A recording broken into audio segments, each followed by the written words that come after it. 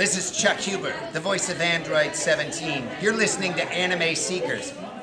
You better be, or I'm coming for you. Dragon of the Darkness, Flame! Anime Declassified is a podcast run by the Anime Secrets website. Check us out at animesecrets.org for more anime, video game, tokusatsu content. Remember to follow us on Spotify, Apple Podcasts, YouTube, or wherever you listen to podcasts today. Hey YouTube, how's it going? I'm Anthony Davis here from Anime Secrets, and I'm here interviewing with Keith Silverstein. How you doing today? Hey, I'm great. I love that you addressed everyone as YouTube. That was cool. Hi, YouTube. It's nice to meet you, YouTube. How long have you and YouTube been friends? Since forever. Since forever? Mm-hmm. That's a long time. Yeah. See, I flipped it. Now I'm interviewing him. Now, this guy right here has voiced like assortment of characters, but I can only like talk. I can't even begin to imagine how many characters he's voiced. The ones I remember him from were Zasamel from Soul Calibur. He also played the Ario Speedwagon from JoJo's Bizarre Adventure, and he also played as Coyote Stark from Bleach, and he also played Hisoka from Hunter x Hunter. Ah, yeah. They're all good. I like he called it an assortment, like it's chocolates. I like that. That's cool. It's assortment of chocolates, delicious. Yeah, absolutely. Now I want to make a chocolate box with like little figures in it or something. Right, and just have all your characters. Represent all the characters. Yeah, that'd be really cool. They'll be available this Christmas for everyone. So, what got you into voice acting? What got me into voice acting? When I was younger, I knew I wasn't going to do like a 9-to-5 job. That was kind of, unless I had to, which I did, for a while and everything, but that was never like the permanent thing.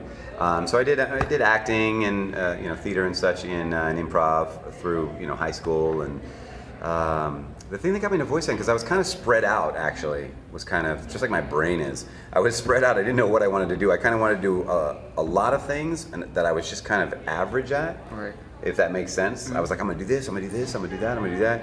Instead of kind of focusing on one thing. My uncle called me up and he was doing a documentary about his artwork, and he had this poetry that was supposed to go along with this artwork, these tribal drawings. Right. And so he had me audition. He said, you want to audition for some of their voices? And so I did. So I auditioned and ended up booking a few of the characters in that. But the thing that happened was we went to an actual studio. Mm-hmm. So recorded. There was another actress there I got to work with and watch her work. And after doing that, I just was like, it kind of clicked that was the thing. Like that's your calling. Well, I knew that people did voices for cartoons and stuff, but I had never considered it. But once I did that, it was like, oh, this is like a legitimate choice. This is something I could do. Yeah. And I just kind of fell in love with it. So then it was like, well, what do I do? How do I get into class? And then I began, for a couple of years, I was, taking classes and just, really working hard to try to get it started. And I was waiting tables and, trying to make ends meet for quite some time. And I would book like one thing every 6 months, and then I would book one thing every 3 months, and then every 2 months, and then I'd have a couple things going every month or two, or and it just got better and better, and eventually I was doing enough work that I could retire from waiting tables forever. Right. Okay. Let's see. Knock on wood. Next week I'll be waiting tables again. So, you voiced Hisoka from Hunter x Hunter. So, what about that character just drawn to you? What made you want to play as a character? Well, he's a very interesting character, I will say, first off. But it's also an interesting question because when you say drawn to the character, there are times where we get auditions where it's like, here's a spread of 5 or 6 characters, audition for who you want to audition for. Mm-hmm. And so there is a little bit more of a, well, I'm drawn to this one, or you just read them all. Right. Generally, I'll do the ones that I feel like I've got an idea for or I'm appropriate. I'm not going to waste their time on like a 13-year-old boy character that I'm like, I'm not going to get this. Yeah. So I'm not going to waste my time, their time, anything, and I'm going to push that aside. But with Hisoka, I believe the audition, I got an email, and Bang Zin was like, we're doing this new show, here's what it's called, we'd like you to read for, I think it was Leorio and Hisoka were the 2 characters I was given. So I read for them both. So it wasn't I was drawn to one or another, so I just read for them both. But when I booked Hisoka and I started to experience who this character was a little bit more in recording him, I did fall in love with the character. I mean, he's not someone I'd want to know in real life. Right, no one does. But I don't know about no one. But well, so maybe some people. I'm sure there's always somebody. There's somebody for everybody. But he was a fascinating character. I never knew what was going to happen from session to session. I didn't look ahead in the series, so I didn't know like where it's going with him. And he was just fascinating, and he's just so different. He's effeminate, but he's not high-pitched in his voice. He's got a lower pitch to his voice. He's very confident in his abilities and those around him. We never find out what his ultimate goal is. I mean, his main drive is that he loves a very, very good fight, like a good challenge, specifically a fight, and very smart. He's a very smart character also. There are a lot of rumors about what his motivations are, but it's clearly that he loves a good fight. And when I say love a good fight, I mean he loves a good fight. There's clearly a sexual overtone to what how he feels about a good fight. So it's just very different. And I don't think I'll ever get to play a character. There may be one semi-vocally similar, but I don't think attitude-wise, I think it's pretty unlikely. So I did fall in love with the character, and unless he comes back someday, I don't know that I'll ever get to hopefully be in that zone again. But I hope I do, because he was very fun, and I was sad to see him go when we finished working on the series. Yeah, but he's still around in the manga, so like he's still doing stuff. Right. But I mean, hopefully, in the manga that's great, but I mean, for it to affect me, obviously they'd have to animate more and want to dub it at that. So I hope one day that happens. But if it's not, I'm just going to be happy that I got the ride that I got with him. He's been great. And let's see. So what? Do you have any like future projects you're working on, or like I know like people can't really say too much about it, but like is there anything like that you can at least maybe sprinkle a little, information? I mean, there's always stuff. I mean, it is a Saturday we're recording now, and I've got a good.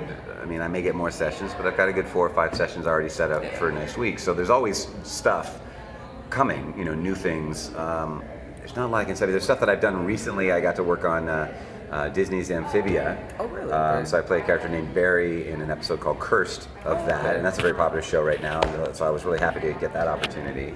I worked on a recent episode of OKKO, where I play Ted Viking in that. Okay. So those are, usually we can announce the things that are already out. Yeah. Basically, there's a new Fire Emblem that's out, and I'm not a major character in that because I was Saber in the last one, but I am in there, so you can hear me somewhere in the mix on that one.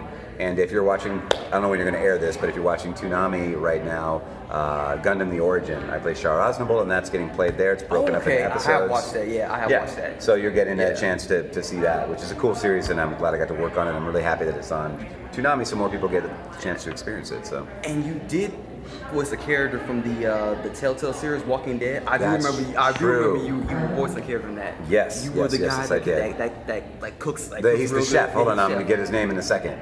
They're going, what's his name? I can't remember what his name is right now. It's funny because a lot of the characters that I get asked about a whole lot, like either you know them because you play the game or you do whatever or not. Omar is his name. Omar. But if people came up to me all the time and mentioned Omar, I'd be like, yeah, Omar, of course. I know like the back of my hand. But that was a great opportunity too. That was a really fun. Yeah, because it was like the last season, and you got to like voice, unique character. He was like, I cook, and I'm just like, he's so nonchalant about things too. He's just kind of like, like whatever, and you better not do anything to mess my cooking up. Right. Yeah, absolutely. No, Omar was great. He was very fun. It was just great to be able to work on that series too, which is really, really cool. And I'm glad it got I believe it got its conclusion, which is important because I know there was some stuff happening with the studio, and we didn't know if it was ever going to finish, and thankfully it did, because I know the fans were like, we want this to finish. Right, exactly. We want our ending, so I believe they got it, so I was happy about that too. Yeah.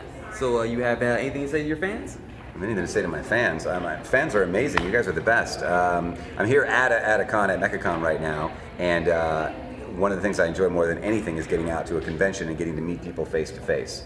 It is one thing to be in a booth, generally by myself or sometimes with a cast for an original animated show, and to work with them, and then we push this out into the universe. And it's another thing to kind of hear online, which is very cool too, when people like something or hate something or whatever the case may be.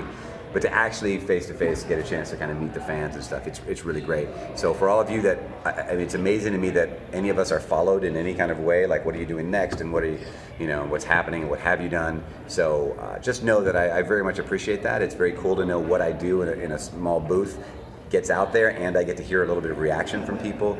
So thank you very much for your support and for coming out to say hi. It'd be boring to be hanging out at a convention. Right. nobody comes and says hi. So Exactly. so I appreciate it very much, and I'm lucky to have you guys. And I So, appreciate interviewing with you. Thank you Absolutely. so much. Thanks. Appreciate that.